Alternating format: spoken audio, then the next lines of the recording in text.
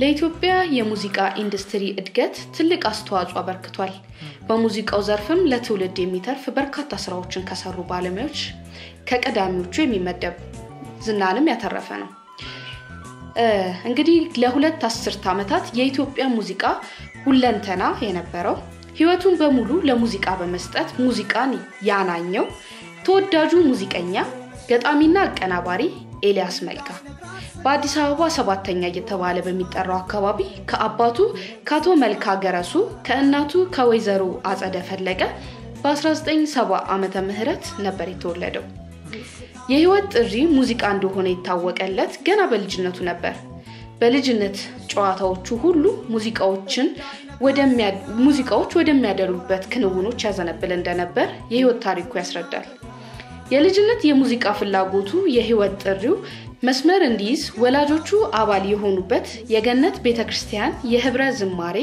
ቡድንና በቤታቸው ይደረግ የነበረውን የጸሎት ፕሮግራም መሰረት ጥሎለታል ማለት ነው። በገነት ቤተክርስቲያን ህብረ ዝማሬ ቡድን ውስጥ ጊታሪስት የነበረው ክፍሉ ወልዴን ከመድረኩ ስር ሆኖ በአትኩሮት ይመለከተው ነበር። ኤልያስ በየለቱ የሚያስደስተው ተግባር እንደነበር ቤተሰቦች ያስታውሳሉ። በጸሎት ስነ ስርዓት ጊዜ ሁሉም ጸሎት ሲያደርግ ኤልያስም እኔም በጊታር አንተን እንዳመሰግን እርዳኝ በማለት ጣቶቹን ወደ ላይ ጊታሩን አንድ ላይ አድርጎ ይዞ ማለት ነው ይጸልይ እንደነበረ በአንድ ወቅት በሰጠው ቃለ መጠይቅ ላይ ተናግሮ ነበር። ጊታሪስቱ አቶ ክፍሉ ወልዴ የኤልያስን ፍላጎት ምን እንደሆነ ስላወቀ ጊዜ ሰጥቶት የጊታር ጨዋታን አስተማረው። ኤልያስ ቀድሞውንም ለሙዚቃ የተፈጠረ ስለነበረ ከመምህሩ ያገኘውን ዕውቀት ለመረዳት ለመተግበር ጊዜ አልፈጀበትም። እንዲያውም በችሎታው እምነት ስላገኘ የገነተ ቤተክርስቲያን መዘምራን እንዲያጅብ ተደረገ ማለት ነው። በቤተክርስቲያን መዝሙሮች ቅንብር ኤልያስ እጅግ አድርጎ ያደንቀው የነበረው ጌታ ያውቃል ግርማይ ሀዲጉ ታውቃለህ? የሙዚቃ ትምህርት ቤት መክፈቱን ኤልያስ ይሰማል ማለት ነው። ወደ ትምህርት ቤቱም ሄዶ በመመዝገብ የጊታር ትምህርት ይጀምራል። የኢያሱ ገነቴና የጌታ ያውቃል ግርማይ በዲሲፕሊን የታነጸ የትምህርት አሰጣጥ በህይወቱ ሙሉ ሲመሰክረው እንደኖረ ከብዙ ቃለ መጠይቆቹ ላይ መረዳት ችለናል ማለት ነው። እንግዲህ በጊታር ፍቅሩ የተነሳ ጊታር ላይ ያለውን ነገር በጣም አባቱ ስለሚያውቁ ስለነበረ በ1983 ዓመተ ምህረት የ8ኛ ክፍል ተማሪ ያለ ማለት ነው አቶ መልካ ገረሱ ቃል ገብተው ነበር እንደዚህ ቤተክርስቲያኖች ላይ ፕሮግራም ሲያደርግ ምናምን ለዚህ ልጅ ከትንሽ ጊዜ በኋላ ጊታር ገዛለታለሁ ብለው ቃል ገብተው ነበር። በቃላቸው መሰረት የራሻ ጊታር ገዝተው ሰጡት ማለት ነው። ከዛ በ1986 ያሬድ የሙዚቃ ትምህርት ቤት 11ኛ ክፍል ላይ ያለ ማለት ነው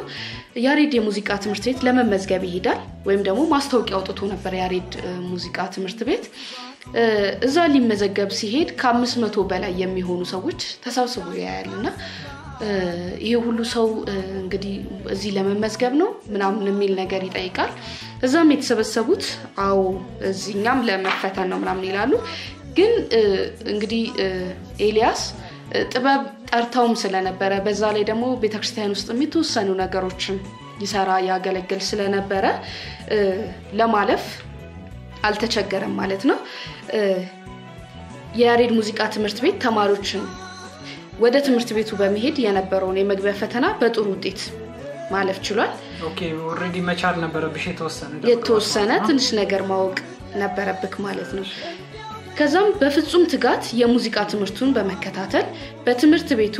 የሚታወስበትን የምስኩን ተማሪነት ስም ማትረፍ ችሏል። በዚሁም የትምህርት አጋጣሚ የተዋወቃቸው ዮሐንስ ጦና ግሩም መዝሙር ሰላም በድሩን የመሳሰሉ ባለ ተሰጥኦ የሙዚቃ ተማሪዎች የሙዚቃ እይታ አድማሱን እንዲያሰፋ ዘወትር ሳይዘነጋ ያስታውሱት ነበር። በያሬድ የሙዚቃ ትምህርት ቤት የትምህርት ቆይታው ሌላም እድል አጋጥሞታል።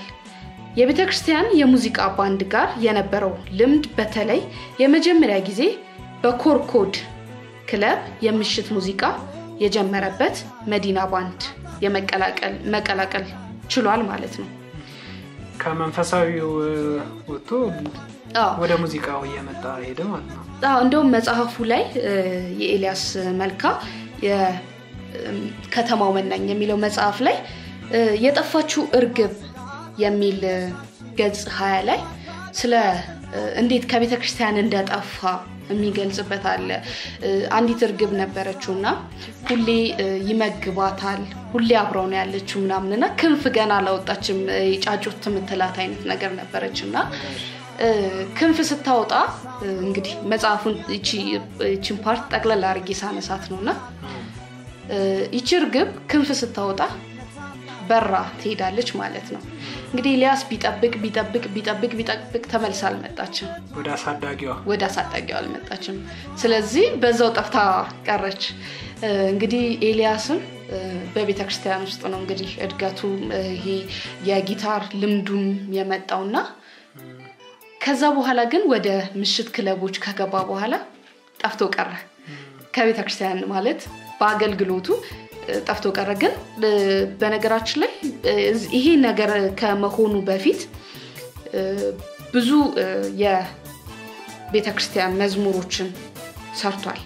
ከነዛ መካከል ለማንሳት ያክል አገኘው ይደግ፣ ተከስተ ጌትነት፣ ሶፊያ ሽባባው፣ ሰለሞን ይርጋ፣ እንዳለ ወልደ ጊዮርጊስ፣ ቤተልሔም ወልዴ ከጽዮን መዘምራን ወይም ኳየሮች ጋር በመሳሪያ የተቀነባበረ አልበም መስራት ችሏል። እንግዲህ እነዚህ የመዝሙር ስራዎች የተከስተን እንግዲህ ካየን በ1994 ዓመተ ምህረት ነው። የሶፊያ ሽባባው 1997 አካባቢ ላይ ነው የሰራው። ያው ጠፍቷልም አትለውም እንግዲህ ሙዚቃንም ከጀመረ በኋላ አንዳንድ የመዝሙር ስራዎችንም ይሰራ ነበር። እንደውም በመንፈሳዊ ህይወቱ ራሱ እጅግ በጣም ይተጋ እንደነበረ ብዙ በተለይ በቅርብ የሚያውቁ ሰዎች መጽሐፉንም ስታይ በጣም የሚገርም ነገሮችን ታገኝበታለህ። ካረፈ በኋላ ዘሪቱ በጣም ያለቀሰች ሁሉ ስታወራ ስለ መንፈሳዊነቱም ስታወራ የሆነ አንድ ፕሮግራም ላይ ትዝ ይለኛል። የእርግቡ ሲምቦሊዝም ወይ ቅኔ ግን በጣም ደስ የሚል ነው። እንግዲህ ተሰጥኦን የተረዱለት መምህራኖቹ እዝራ አባተና አክሊሉ ዘውዴ በጊዜው ከፍተኛ ስምና ዝና ወደ ነበረው እነሱ ወደ አቋቋሙት መዲና ባንድ ውስጥ ጊታር እንዲጫወት የጋበዙበት አጋጣሚ ሌላ የጥበብ መንገድ ደረጃን ሀ ብሎ እንዲጀምር ያደረገበት ነው አጋጣሚ ነው ማለት ነው። ገና በዛ እድሜው ማለት ገና በዛ እድሜው በጣም ምን ያህል ተስፋ ሊኖረው ነው። አይገርምክም? ከሙዚቃ በኋላ የታዩት የኤልያስ መልካ የሙዚቃ ህይወት ጉዞዎች በስኬትና በሰው መውደድ የታጀቡ ነበሩ። መሐሙድ አህመድ አቋቁሞት የነበረው 3M ባንድ ውስጥ ጊታሪስት በመሆን በተለያዩ የውጭ ሀገር መድረኮች ላይ ተጫውቷል። ሁሉም ይስማ የተባለውን የመሐሙድ አህመድ በ1993 ዓመተ ምህረት የወጣውን አልበም እንግዲህ የአልበሙ መጠሪያ ነው ሁሉም ይስማ የሚለው እዛው ከተካተቱ ሙዚቃዎች መካከል የጉራጌኛ ሙዚቃን በማቀናበር የቅንብር ችሎታውን ማሳየት ችሏል። ኤልያስ ከጓደኞቹ ጋር ሆኖ በአፍሮ ሳውንድ ባንድ ከፍ ያለ አድናቆትን ያተረፈውን የሙዚቃ መድረኮችን ለብዙ ትዝታ በሆነው በብቃት ተወጥቶባቸዋል። የአፍሮ ሳውንድ የሙዚቃ አባላት ሁሉም እጅግ ከፍ ያለ የሙዚቃ ተሰጥኦ ያላቸው ሙዚቀኞች በመሆናቸው የኮፊ ሃውስ የሙዚቃ ምሽቶችን የሚያደምቁ ኮከቦች ነበሩ። የዚህም ደማቅ ጊዜ ፊት አውራሪ ኤልያስ መልካ ነበር። ኤልያስ ዜማ ላስታን የሚባል ባንድ በማቋቋም ትልቅ ስራም ሰርቷል። ኤልያስ ከመድረክ ሙዚቃ ራሱን ወደ ስቱዲዮ በመውሰድ የተለያዩ ስራዎችን በመስራት በኢትዮጵያ ሙዚቃ ውስጥ ትልቅ ለውጥ እንዲመጣ ካደረጉ ባለሙያዎች መካከል አንዱ ነው። በ1993 ዓመተ ምህረት የድምጻዊ ቴዎድሮስ ካሳሁንን ወይም የክቡር ዶክተር ቴዎድሮስ ካሳሁን ከሰራቸው አቦጊዳ የተሰኘው አልበም ውስጥ 10 ሙዚቃዎችን ያቀናበረው ኤልያስ መልካ ነው። በጣም ብዙ ነው። እና ደግሞ መጀመሪያ እንዴት ነው ኤክስፒሪየንሱን በፕራክቲስ ጀምሮ በምሽት ወደ ቲዮሪ ደግሞ ስለመጣ ከዛ ራሱ ደግሞ የሰራቸውን የራሱ ፈጠራውን ደግሞ ወደ ስቱዲዮ መጥቶ መስራት ጀመረ ማለት ነው ኤክስፒሪየንሱን ካገኘ በኋላ። እንግዲህ ይህ ከሰባዎቹና 80ዎቹ ወዲህ አንድ አዲስ የሙዚቃ መንገድ ፍልስፍናን መፍጠሩን ያበሰረ አልበም ነበር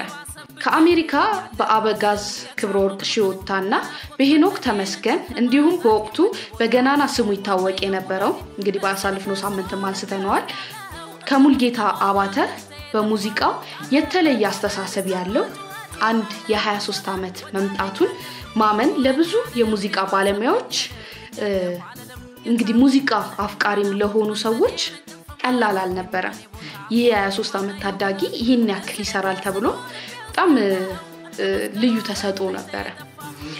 ሆኖም ይህ የመጀመሪያ ስኬት ጅማሬ በትግስት በቀለ ሳቂታው በይርዳው ጤናው ጀንበር በኃይልዬ ታደሰ ሁሌ በጎሳዬ ተስፋዬና አለማየሁ ሄርቦ ኢቫንጋዲ በሐረጋኝ ወራሽ በቃ በግርማ ገመቹ ትመችኛለሽ በተሾመ ወልዴ አቼ መልሴ እና ሌሎችም ስራዎች በመስራት የሙዚቃውን ኢንዱስትሪ ከፍ እንዲል አደረገ በስቱዲዮ ካለረፍት ውጪን ሳያይ የሚሰራባቸው ጊዜዎች መጡ ማለት ነው እንግዲህ በስራዎቹ ብዛት ልክ መርካት ያልቻለው ኤልያስ በ1998 ዓመተ ምህረት ላይ ትንሽ ጊዜ ወስዶ የሙዚቃ አካሄዱን ሌላ መስመር ተሞልቶ እንደ አዲስ ደግሞ ሌሎች ስራዎችን መስራት ጀመረ ማለት ነው የአብነት አጎናፍር የዘሪቱ ከበደ ሚካኤል በላይነ ሚካያ ባይሉ ፍቅር አዲስ ነጋ ጥበብ እዮብ መኮንን ኃይሌ ሩት ቤሪ ጌቲያን ላይ ሌሎችም በተለይ ፕሮዳክሽን እና በአዳዲስ ተሰጦ ይዞ የመጡ ድምጻውያንን ስራዎች ይዞ መምጣት ቻለ ማለት ነው ይህ የሆነው እንግዲህ እስከ 2010 ዓመተ ምህረት ድረስ እረፍት አልባ በሆነ ቀን ሌት ድካም እንቅልፍ በማጣት የሰራባቸው ጊዜያቶች ናቸው ፎርስ የኔ ሁሉ ሰው ከሰራ እንግዲህ ምንም እረፍት አልነበረውም ማለት ነው እንግዲህ እንደው እንትኑን ስታየው በ20 አመት ውስጥ እንግዲህ እረፍት አልባ በሆነ የሌት ተቀን ድካምና እንቅልፍ ማጣት ብዙ ስራዎችን መስራት ችሏል ማለት ነው በተለይ 20 አመታትን በሙዚቃ ኢንዱስትሪ እጅግ በጣም ብዙ ባልታዩ ባልነበሩ እንደገና አድማጭን በምን ያክል መልኩ ሚስብ አድርጎ አልበሞችን ነጠላ ዜማዎችን በተለያየ ማህበራዊ ጉዳዮች ላይ ሁላ ሳይቀር ብዙ ስራዎችን ሰርቷል ያው ወደ በኋላ ላይ ስለማነሳው ብዬ ነው እነሱን ስራዎቹን ደግሞ በጣም እንደዚህ የሙዚቃ ስራ አቀናባሪነት ነው በጣም አድካሚ ነው እና በሌሊት ምናምን የሚሰራ ስራ ነው ምግብም ራሱ ብዙ እንደውም ካንዳንድ የቅርብ ሰዎቹ ስሰማ ምግብ ራሱ አይበላም ነበር ይላሉ እንደውም ግልኮስ ብስኩት በጣም ይበላ ግልኮስ ብስኩት ነበር የሚበላው ምክንያቱም በመብላት ጊዜውን ማሳለፍ አይፈልግም ጊዜውን ያጠፋ ስለሚመስለው ስለነበረ ማለት ነው ያን ያክል ነው እንግዲህ ለሙዚቃ የነበረው ፍቅር ማለት ነው መሰጠት ኤልያስ የነዚህ አልበሞች ሁለንተና ነበር ግጥሙን ጽፎ ዜማን ደርሶ ሙዚቃን አቀናብሮ ድምጻውያኑን ለስልት በሚስማማ መልኩ ቀርጾ አዋህዶ መስፈን ብቻ ሲቀረው ስራውን አጠናቆ ለሙዚቃ አፍቃሪው ይሰጥ ነበር እረፍት የሚባል አልነበረው ኤልያስ እነዚህ ስራዎችን በዚህ ድካም እየሰራ ለሙዚቃ አፍቃሪ ቢያቀርብም ለሙዚቃውም ሆነ ለኢንዱስትሪው አንዳች ጠብ የሚል ኢኮኖሚያዊ መሻሻል ሊታይ ባለመቻሉ የኤልያስ መልካ የህይወት ታሪክ የጻፈው የአዲስ አበባ ባህልና ኪነ ጥበብ ቱሪዝም ቢሮ ምክትል ኃላፊው ሰርጸ ፍሬስ ባህት በዚህ ጉጉት የሚቸገሩ ጓደኞቹን ሲያይ የቅጂና ተዛማጅ መብቶች አለመከበር የፈጠረው ችግር ስር ሰደድ የሆነ መምጣቱን ተረዳ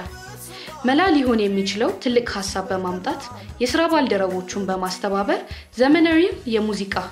ግብይት ስርዓት ለማስተካከል ደፋ ቀና ማለት ጀመረ ግን ሐሳቡ እውን እንዲሆን መንገዱ አልጋ ባልጋ አልነበረም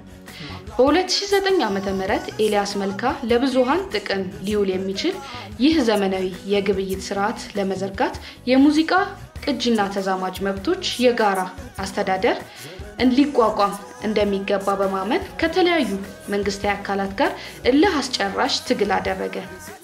የኢትዮጵያ የሙዚቃ ማህበር አቅሙን እንዲያድግ ወደ ዩኒየንነት እንዲሸጋገር በማሳመን ከፍ ያለ አስተዋጽኦ አድርጓል በጣም በብዙ ኢንተርቪዎችም ላይ እንደምሰማው በጣም እንዴት ነው ቅናት ነበረው ስለና ስለዚህ ስለ ቅጂ መብት ከመንግስት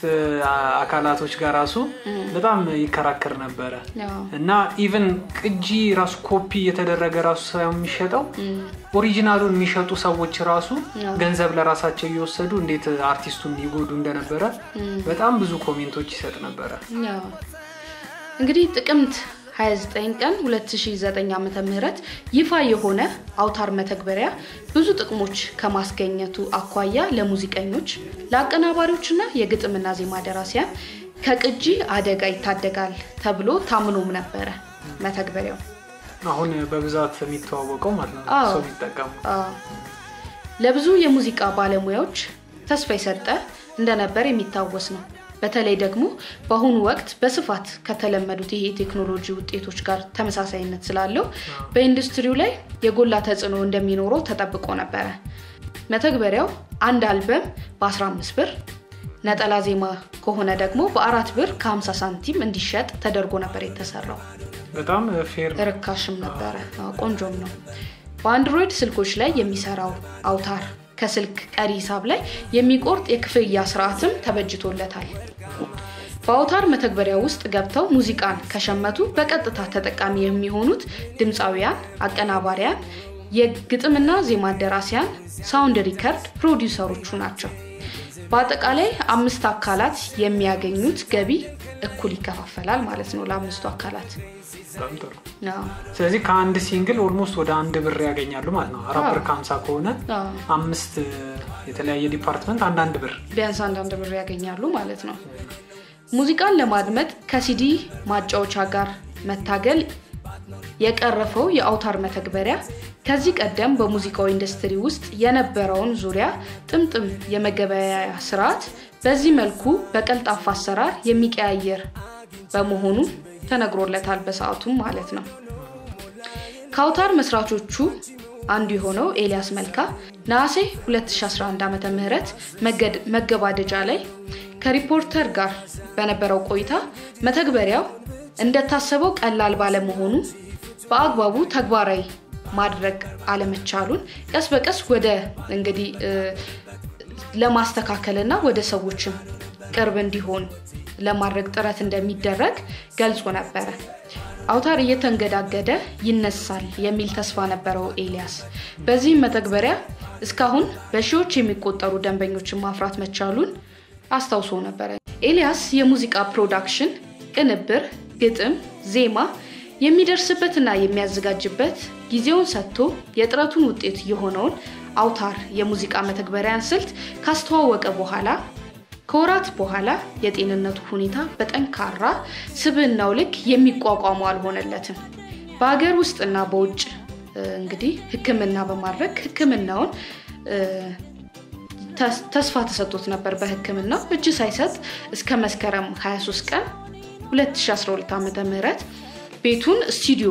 በማድረግ እንደቆየና ያካሉ ዝለት የመንፈስ ጥንካሬውን አንዴም ሳይፈታተኑት ጽኑ አይበገሬው የሙዚቃው ሁለንተና የነበረው ኤልያስ መልካ እንግዲህ መስከረም 24 ቀን 2012 ዓመተ ምህረት ሊነጋጋ ሲል በሞት ወይም ደግሞ በህይወት አተነዋል ማለት ነው እንግዲህ ኤልያስ መልካ የኢትዮጵያ አንድ ክስተት ነው በተለይ በሙዚቃው ኢንዱስትሪ ላይ ብዙ ስራዎችን ሰርቷል ካለፈ በኋላ እንግዲህ መስከረም 26 የብሔራዊ ቲያትር ባለሙያዎች ቤተሰቦቹ ወዳጆቹ የክብር እንግዶች አድናቂዎቹ በተገኙበት በብሔራዊ ቲያትር ስንብት ከተደረገለት በኋላ እንግዲህ በጴጥሮስ ወጳውሎስ ወይም ደግሞ የፕሮቴስታንት መካነ መቃብር ከቀኑ 9 ሰዓት ላይ ስርዓተ ቀብሩ ተፈጽሟል ማለት ነው እንግዲህ ኤልያስ መልካ ለኔ ሙዚቃን እንዳደምጥ አሁንም ብዙ ሰው ያቃል ሙዚቃ ሰማው ከተባለ ዘጠናዎቹ ስራዎችን ነው የምሰማው አብዛኛውም የኤልያስ ስራዎች ናቸው ብዙ ሰው ሙዚቃን እንዲያዳምጥ በተለይ ዘጠናዎቹ ውስጥ ያለ ትውልድ ሙዚቃን በቃ በፍቅር እንዲወድ ያደረገ ሰው ነው ኤልያስ መልካ የኤልያስ ስራዎችን ለማየት ያክል እንግዲህ ከመንፈሳዊ የመዝሙር አልበሞቹን ጨምሮ በአጠቃላይ እስከ ለተሞቱ ድረስ ከ60 በላይ አልበሞችን ማለትም ከ600 በላይ ስራዎችን አቀናብሯል። ብዙ ነጠላ ዜማዎችን እንዲሁም ከ100 በላይ ግጥምና ዜማዎችን ሰርቷል። ይህ ሁሉ ታዲያ የሆነው ከ1991 እስከ 2012 ዓመተ ምህረት በ20 ዓመት ውስጥ ነው ማለት ነው። እንግዲህ ኤልያስ መልካ ሊያልፍ አካባቢ ከሰራቸው ስራዎች በተለይ የሱ ታሪክ ነው ተብሎ ሲወራ የነበረ አንድ ሙዚቃ ነበረ። በተለይ የህመሙን ወቅት ያስታወሰበት ነው ይባላል። የመሰሉ ፋንታውን ወይ ልምጣ ወይ ምጣ የሚል ስራ ነውና ኢቭን ህመሙን ሲያስታውስ ነው ምትለው አሷ ፓርት ላይ ራሱ ህመሙን ሲያስታውስ ነው ይባላልና ወይ ልምጣ ወይ ምጣ ወይ ምህረት ላክልኝ ወይ ወዳንተ ውሰደኝ ነው በሚል በጣም ብዙ ሰዎችም ይሄንን ሲያነሱ ትዝ ይለኛል። እንግዲህ ኤልያስ መልካ ከሰራቸው ስራዎች መካከል ከ1991 እስከ 99 የተሰሩ አልበሞችን ላንሳ። መሐሙድ አህመድ ሁሉም ይስማ፣ ቴዲ አፍሮ አቦጊዳ፣ ኃይልዬ ታደሰ ሁሌ ሁሌ፣ ትግስት በቀለ ሳቂታው፣ እንግዲህ ትግረኛን ኮሌክሽን ደግሞ ይሰራው አለ። ምስራቅ ኤፍሬም ምስጥር፣ ተሾመ ወልዴ አቻይ መልሴ፣ ላፉንቴኖች ጓደኝነት፣ አሌክስና ጎሳዬ ኢቫንጋዲ፣ አብነት አጎናፍር ድብቅ ውበት፣ ሙሉ ሲሳይ ወይ ሞኒካ ሸክሽክ፣ ጌዲዮን ዳንኤል በተራ፣ ይርዳው ጤናው ጀንበር፣ ሚካኤል በላይነህ አንተ ጎዳና፣ ገረሙ አሰፋ ንጹነሽ፣ ፍቅራዲስ ነጋ ጥበብ ልውላ አስወደደኝ፣ ኃይልዬ ታደሰ ሁሌ ሁሌ፣ አስቴር ግርማ እሺ ግድ የለም፣ ቴዲ አፍሮ ያስተሰርያል፣ አረጋኸኝ ወራሽ በቃ በቃ፣ ኩኩ ሰብስቤ ጊዜ ስጠኝ፣ ጥበቡ ወርቅዬ አላማረረም፣ ምን ውብየለት አባተ ጀመረኝ፣ ጎሳዬ ተስፋዬ ሳታማኸኝ ብላ፣ ምናሉሽ ረታ ባልሳሳት ብያለሁ፣ ኤልያስ የማነኪዊ ይበቃል፣ እንዳላ ድምቄ ኦሮማይ፣ ዘመነ መለሰ አልወልድም፣ ዳዊት መለሰ አይፈቀውም፣ ማዲንጎ አፈወርቅ አይደገምም፣ ግርማ ገመቹ ትመችኛለሽ፣ ጌቴ አነለይ ቼበለው፣ ሀብ እንግዳ በላይ በላይ ያውላት፣ ደረጀ ዱባለ አይኔን አላሽም፣ ናትናኤል ኃይሌ ሌት ይነጋል፣ አብነት አጎናፍር ውለታ፣ ሚካያ በኃይሉ ሸማመተው። እነዚህ እንግዲህ አልበሞች ናቸው እስካሁን የጠራውልክ። ከ2000 ሲንግሉን በጣሪ እስከ 6 ሰዓት ማለት ነው። አዎ ከ2000 በኋላ ደግሞ የሰራቸው አልበሞች እስከ ህይወቱ ፍጻሜ ድረስ ደግሞ ዘሪቱ ከበደ እንዳይገለኝ፣ እዮብ መኮንን እንደቃል፣ ሄኖክ አበበ ቀናምበል፣ ታምራት ደስታ አይከብድም ወይ፣ አረጋኸኝ ኖራሽ ቻይበት፣ ኃይሌ ሩት ቺጌ፣ አቤል ሙሉጌታ ተገርሜ፣ ኃይልዬ ታደሰ ፍቅር፣ ግርማ ተፈራ ካሳ እኔ አይደለሁማ፣ ዳን አድማሱ ዘበናይ፣ ጌቴ አነለይ መልክሽ አይበልጥሽም፣ ቤሪ ከምን ነፃ ልውጣ፣ ዘለቀ ገሰሰ አይዞን፣ ልዑል ኃይሉ እሳቱ ሰዓት። እነዚህ እንግዲህ ከ2000 እስከ 2011 ድረስ የሰራቸው ስራዎች ናቸው። አብዛኞቹን ስታያቸው ተመሳሳይ ዓመተ ምህረት ላይ ያሉ ስራዎች ናቸው። 2000 ላይ በተለይ ብዙ ስራዎችን የሰራባቸው ናቸው። እንግዲህ ቅድምዬ መንፈሳዊ መዝሙሮችን የሰራቸው መንፈሳዊ መዝሙሮች ለማንሳት አንስተናል። የተወሰነ ነጠላ ዜማዎችን አንሳ። ለምሳሌ ዶክተር ጥላሁን ገሰሰ ስኳርን አየኋት፣ ኪዳኔ ኃይሉ ታስተውሳለህ? እንግዲህ በኩናመኛ የተጫወተ በጣም በወቅቱ ተወዳጅ የነበረ ስራ ማለት በቃ እንዴት አድርጎ ኩናመኛን ዘፈን በዘመናዊ መልክ እንዴት እንደሰራ የታየበት ነው። አስተውሳለሁ። ይቅርታ ተቀጥያለሽ ግን እሺ አንድ ኢንተርቪው ላይ ምናልባት እናስገባዋለን ከዚህ በኋላ እና አድማጮችም እንዲሰሙ ግን ትግርኛ ሙዚቃን እንዴት ላይቭ ሲጫወቱት እንደሚከብዳቸው በተለይ ለድራመሮች ይናገርና እሱን ፊክስ ለማስተካከል ብሎ እንዴት ለየት ያለ ሙዚቃ አይነት እንደፈጠረ የነ መሐሌት ገብረ ጊዮርጊስ አሁን የመጀመሪያ ስራው ስለሱም ሲያወራ ሰምቻለሁ። በጣም ድንቅ አድርጎ ነው የሰራው። ማለት ትግረኛን ከባህላዊ አጫዋወት ወደ ዘመናዊ ከፍ ያደረገበት ነው እንግዲህ ኩናመኛንም ጨምሮ አስቴር ግርማ ኖርኩስ ካሁን አለማየሁ ሸቴ የፍቅር ቃል ጌቲያን ላይ ፎሌ ኦሮምኛ ዘሩባቤል ሞላ ግልጹን ስሚ ትምርት ሰጪ ከሆኑ ደግሞ ስራዎቹ ስንመለከት አሁን ማለባበስ ይቀር በነ አብዱኪያር ሚካኤል ጎሳይ ምናምን ጸደኔ የተጫወቱት ማለት ነው መላ ስለ ኤችአይቪ ሰው ጥንቃቄ እንዲያደርግ በጣም ትልቅ ኢሹ ነበር ኤችአይቪ አዲስ አስተሳሰብ በደንብ ከነዚህ አካበላሽበት አስተሳሰብ የአዲስ ቃና ብስራት ካድማስ ማስናኛ ያለ ይቀጥላል ነኃይል የታደሰ ብርሃኑ ተዘራ ታደለ ሮባ የተጫወቱት ማለት ነው መታመን ማመን እንጃ ዜማዎቹ ስቲል በዩ ነው የሚያሰኙት እንኑር ለሌላው ግርማና ፀሐይ የተጫወቱት የላቡን ሲቀማ ቴዲ አፍሮ ኃይል የታደሰና ሌሎች የተጫወቱበት ማሊ ሃራ ኦሮመኛ አሊ ቢራ ታደለ ገመቹ ሞገስ ተካ እና ሌሎችም የተጫወቱበት አሽከልክር ረጋ ብለክ ስቲል አሁን ምን ተጠቀመበት የትራፊክ ነጎሳይ ግርማ ተፈራ ምናሉሽ ልረታ የሰራ ከህመም እስከ ሀገር እስከ ትራፊክ ምንም ያልዳሰሰው ነገር የለም መኖርህን ሌሎች ይሻሉ ነጆኒ ራጋ ዘሪቱ ከበደ አብነት የሰሩት ፋና እነ ቤቲጂ ዘሪቱ ሞገስ ተካ እና ሌሎችም እነ ኃይሌ ሩትን የመሳሰሉ የተጫወቱበትን ስራዎች እንግዲህ አበርክቷል ማለት ነው እነዚህ በማህበራዊ ጉዳይ ላይ እንግዲህ ኤልያስ መልካን ስናነሳ እስቲ የተወሰነ ከከተማው መናኝ መጽሐፍ የተወሰደች ከገጽ 391 ጀምሮ ያለችውን የተወሰነ ነገር ልበል በተለይ ይሄ የህመሙን ወደ ማለት በቃ ህመሙ እየጸናበት የመጣበት ወቅት የነበረው ነገር ወደ ህይወቱ መጨረሻ አካባቢ ኤልያስ የኩላሊት እጥበቱን ካቆመ 8ኛ ቀኑ ላይ ይገኛል ካልጋ መነሳት እንኳን ቀላል አልነበረለትም የቤት ሰራተኛው ጀማንሽ ወርቁ እየደከመው መሄዱን ብትረዳም ጉልበቱ እስኪያብጥ ድረስ ተንበርክኮ መጸለዩ መቻሉ ግን ግራ ያጋባት ነበር ግራ ሲገባኝ ኤልያስ ግን የማይወዱ ሰዎች እንዳትኖር ምን አድርገውብህ ይሆን አልኩት ሁሌም እንደሚለኝ ድሮ የሰራውት ኃጢያት ነው ብሎ መለሰልኝ እሺ ህክምና ለምንድን ነው የማትሄደው አልኩት አይ የላብራቶሪ የሰጠውት ውጤት አለ እሱን እየጠበቅኩ ነው አለኝ ጀማንሽ ከክፍሉ ከወጣች በኋላ እንቧን ተውልትለው አልቻለችም ጓዳ ገብታ ማልቀስ ጀመረች ቅርርባቸው እንደ ታናሽ እህቱ እንጂ እንደ ቤት ሰራተኛ አልነበረም አንድ አመት ከሰራች በኋላ ሳትጠይቀው ደሞዟን እጥፍ አደረገላት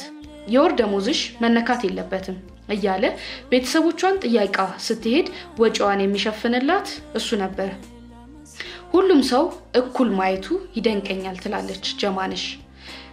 ጀማንሽ በደጉ ዘመን አብሮ አሳልፋ በፈተናው ሰዓት ጥለው የምትሄድ ሰው አልነበረችም በህመሙ ወቅትም አብራው ደክማለች ስቃዩ በበረታበት ሰዓትም ቀድማ አልቅሳለች ዛሬም የሆነው እሱ ነው ለወንድም ያክል ለሚቀርባት ኤልያስ መልክ ጓዳ ገብታ አለቀሰች እለቱ አርብ ነው ኤልያስ መልካ የኩላሊት እጥበት ህክምናውን ካቆመ 10ኛ ቀኑ ላይ ይገኛል ጀማንሽ በጧት ወደ ክፍሉ ሄዳ እንደተለመደው ቁርስ ምን ልስራልህ አለችው ቆንጆ የዶሮ ሾርባ አዘጋጅልኝ ብሎ መለሰላት ሰርታ ወሰደችለት እንደተኛ ነው ደርሷል ተነሳለች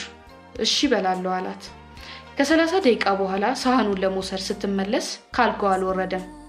ለምን አልተነሳህም አለችው በድካም ስሜት ውስጥ ሆኖ በቃ አሁን ልነሳ ነው ሲላት ሾርባውን ለማሞቅ ከክፍሉ ወጣች ካፍታ በኋላ ስትመለስ ተንበርክኮ እየጸለየ ነበር አስቀመጥኩለት መታመሙን ስላየው ልቤ ሊረጋጋ አልቻለም ትንሽ ቆይቼ እንደገና ሄድኩ ተንበርክኮ መጸለዩን አላቆመም ላለመረበሽ ከበሩ ተመለስኩ ከ30 ደቂቃ በኋላ ይጨርሳል ብዬ ሄጅ ያየሁት አሁንም እየጸለየ ነው ዛሬ ደግሞ በጣም አረዘመው ይያልኩ ከሳሎን ላሉት ቁርስ ላቀርብ ስል ከኤልያስ ክፍል የሚወድቅ ነገር ድምጽ ሰማው የወንድሙ ልጅ ትንቢት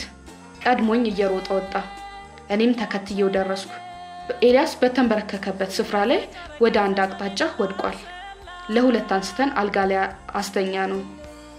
በዛ ሁኔታ ምግብ ብላ ማለት ስላልቻለን ትንሽ ረፍት ያደርግ ብለን ከክፍሉ ወጣን እኔ ግን ልቤ ሊያርፍ አልቻለም ከጥቂት ቆይታ በኋላ ተመልሼ ሄድኩ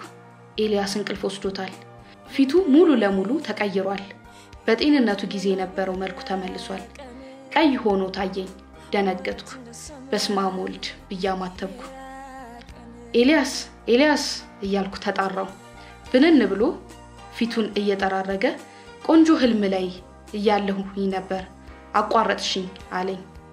ምን አየህ ብዬ ጠየቅኩት በአረንጓዴ ሜዳ ላይ አንዲት ቀጭን መንገድ አገኘው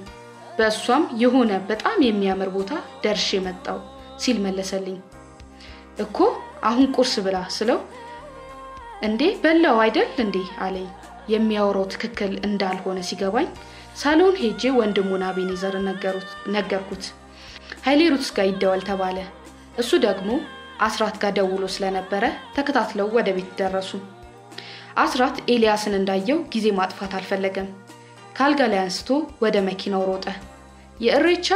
ዋዜማ ስለነበረ መንገዶች ሁሉ ተዘጋግተዋል በዚህም ምክንያት ከአያት ተነስተን በተለምዶ ፊጋ የተባለው አካባቢ ወደሚገኘው ኩላሊቱን የሚታይበት የሕክምና ተቋም ለመድረስ ቀላል አልሆነም ኤልያስ ሰውነቱ እየዛለ ነው አተነፋፈሱም ትክክል አይደለም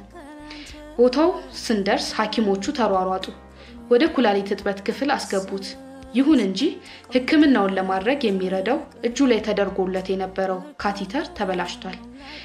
የቀድሞውን አውጥቶ ሌላ ለመተካት የግድ ወደ ሌላ ሆስፒታል መሄድ ነበረብን አምቡላንስ ማግኘት ባይሳካም ኢትዮ ጠቢብ ሆስፒታል ውስጥ ግን ሕክምና ማግኘት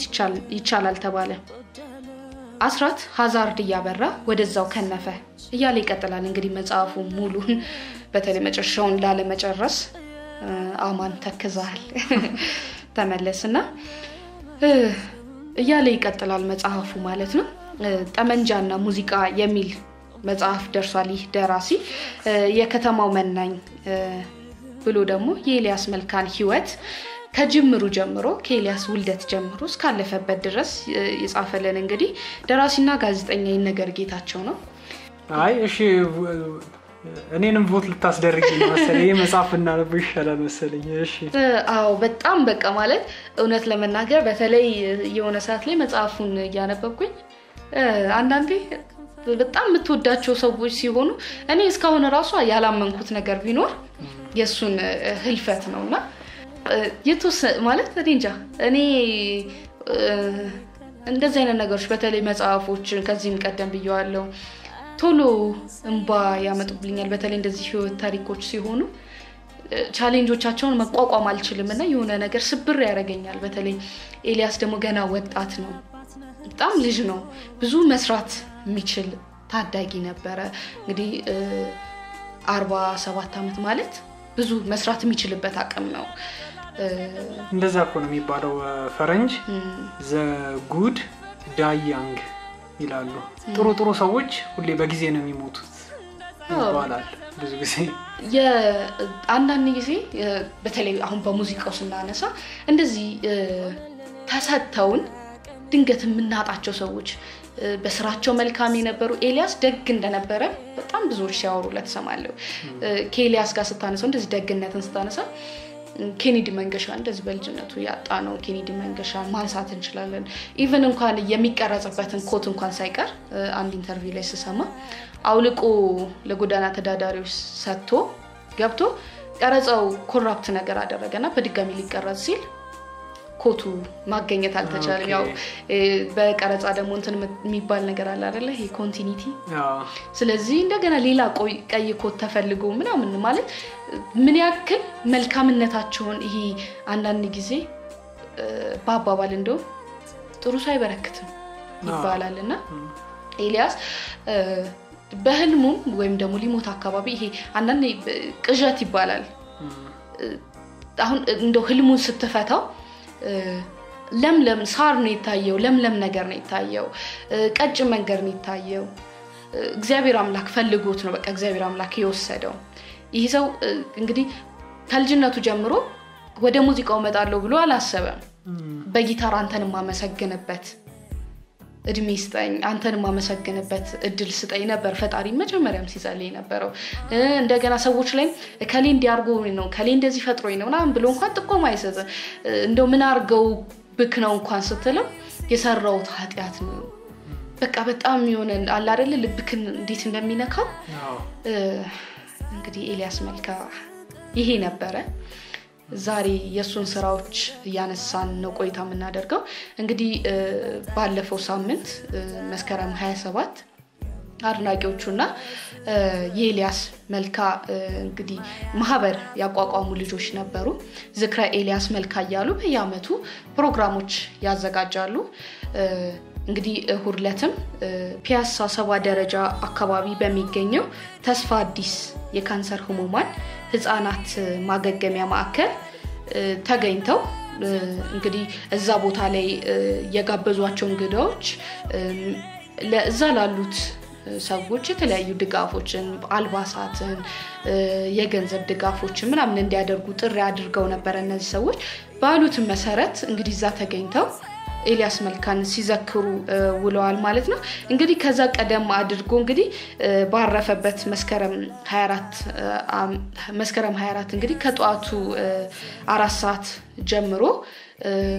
እንግዲህ አጽሞ ዳረፈበት ጴጥሮስ ወጳውሎስ መቃብር ስፍራ በመሄድ የአበባ የማስቀመጥ ሻማ የማብራት ነገር አድርገዋል ኤልያስ መልካ እንግዲህ ከማለፉ ከአንድ ወር በፊት የኛው ብስራት ኤፍኤም ላይ ፕሮግራም ያላቸው ሁሉ አዲስ የሬዲዮ ፕሮግራም ሽልማት ወይም ደግሞ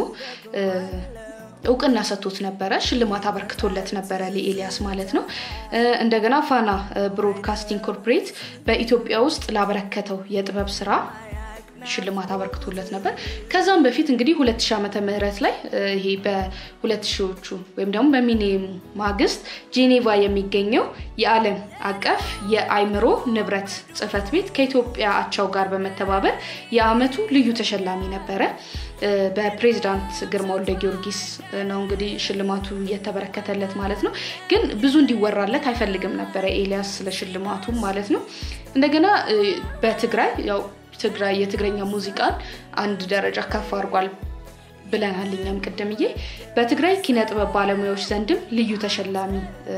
ነበር ማለት ነው ኤልያስ እንግዲህ ሊያልፍ አካባቢ በጣም ተዳክሞ ፊቱም ሰውነቱም ያስታውቅ ነበር በተለይ ፋና ላምሮት ላይ በዳኝነት ይሳተፍ ነበር የተለያዩ ዙሮቹ ላይና ስታየው ራሱ የድሮ ኤልያስ አልነበረም አይተው ከሆነ መልኩ ምን ያክል ተቀይሮ እንደነበረና ይሄ ኩላሊት የሚባል ነገር በተለይ ስኳር ከስኳር በኋላ ኩላሊት ይመጣልና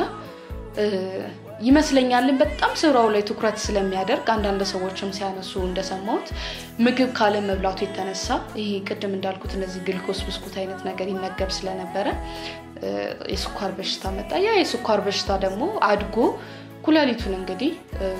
ፌል ሊያደርግ ይችላል ማለት ነው እንግዲህ ብዙ መስራት የሚችል ሰው ነው ያጣ ነው ማለት ነው በጣም ግን በፊቱን በተለይ በልጅነቱ ያለ እንዲሁም ያው ያረፈበትን ቦታ እንትን በትልቅ ፎቶና አበባ ጉንጉን ተቀምጦ ብዙ ፎቶዎች አሉና እሱን በልጅነቱም ጊታር ይዞ የተነሳቸው ፎቶዎች አሉ ቴሌግራም ላይ አሁን እናስቀምጣቸዋለን አድማጮች ማየት ከፈለጉ ከዛ ውጪ ግን አንድ እንትን ትዝ ብሎኝ ነው የታዋቂ የቻይና አንድ ፈላስፋ ነበረ ምናልባት በስም አድማጮች የሚያውቁት ይሆናል ኮንፊሽየስ የሚባል እና በጣም ታዋቂ ነው እና ብዙ አባባሎች እና ንግግሮች መጽሐፎች አሉትና አንዱ የጻፈው ነገር ምን ይላል if one should desire to know whether a kingdom is well governed if its morals are good or bad the quality of its music will furnish the answer ይላል አንድ መንግስት በጥሩ የሚተዳደር ከሆነ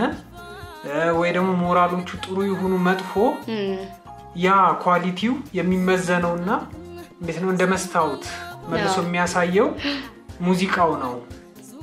ይላል እና ምናልባት ፊልምም በጊዜው ስላልነበረ ስላልጨመረ ይሆናል እንጂ አርት እኔ ብዬ ማስበው እንደዛ እንደ ትልቅ መስታወት ነው ራሳችንን የምናይበት ማሳያ ነው በተለይ ጥሩ አርቲስቶች የሚሰሩት እና ስለ ሙዚቃውም ያወራል እንዴት ነው ሰውን ተነሳ ወይ ደግሞ ነገ አዲስ ቀን ነው አይነት እና ያጠፋውን ሰው ደግሞ የሚኮንንበት እንደሆነ እሱም የሚናገረው ክፍል አለ አንድ ኢንተርቪው ላይ እና እሱንም እናሰማለን ግን እንደዛ በጣም እንዴት ነው ትልቅ ሰው ከኢቭን አንዳንድ ሰዎች አሉ ከአርቱ በላይ መላቸው ሰዎች እንዴት ነው ለራሳቸው ተመቻችተው መኖር ሲችሉ ሌላውን የሚያስቡ አይነት ሰዎች በጣም ከአርቲስትም በላይ ናቸውና እሱም ለአርቲስቶች ለሌሎች አስቦ እሱ ይከፈለዋል እስከሰራ ድረስ ግን ያንን ብቻ አስቦ መተው ይችል ነበር ግን ከዛ የበለጠ አርቲስቶችም እየተጎዱ ነው የሚለውን አይቶ እንደውም ደጋግሞም ይናገራል ሙዚቃ እየተሰራ መኖር ይቻላል ኢትዮጵያ ውስጥ ህዝቡ ሙዚቃ የሚወድ ነው እያለ ይናገራልና ግን ያንን ሞር በተለይ ጥቅሙን የሚያገኙት አርቲስቶች እንዲሆኑ በጣም ይለፋ ነበር ያው ኤልያስ እንግዲህ ለኔ አልሞተም ምክንያቱም ስራዎቹ ህያዋን ናቸው ያስቀመጣቸው ነገሮች መልካምነቱ ህያዋን ያደርጋል የሱን ስራዎች በሰማ ቁጥር ያው ታስበዋለ በተለይ ደግሞ ይሄ የዘጠናዎቹ ሙዚቃ ከዘጠናዎቹ በፊት የነበሩ ሰዎችም አሁን ከሁለት እንግዲህ ከዘጠናዎቹ በኋላ የሚባለው ትውልድ የኤልያስን የሰራቸውን ስራዎች ማይሰማ የለም ይሄ እምትጥልለት የለምና ኤልያስ ለኔ የሙዚቃ መሰረት ነው የጥበብ መሰረት ነው መሰረት ጥሏል በተለይ ለኛ ለዘጠናዎቹ ትውልዶች የሙዚቃ ፍቅርን አሳድሮብናል በተለያዩ ነገሮች ኢቭን እንኳን ማህበራዊ ጉዳይ ላይ ተሰሩ ዘፈኖች እንኳን ስታነሳ ወይ መዝሙሮች ስታነሳ ይሄ እንደ የፍቅር ሙዚቃ እንደ ሀገር ሙዚቃ ቁጭ ብለህ የምታዳምጣቸው ናቸው ይሄ ስልችት ብሎክ እጭ የምትላቸው ነገሮች አይደሉም ያንናሉ ነገር ሲሰማ አሁንም ብትሰማው የሚሰለቹ አይደሉም አሁን አንዳንድ ጊዜ መልእክት የሚያስተላልፉ ሙዚቃዎችን ሲሰራ እጭ ምናምን ብለህ ታስተላልፋለህ ይሄ ግን እንደ ይሆናል አይደለ በቃ የፍቅር ሙዚቃ እንደምሰማ አይነት ነገር ነው የሚጎትተክና ኤልያስ መልካ ድንቅ ነበር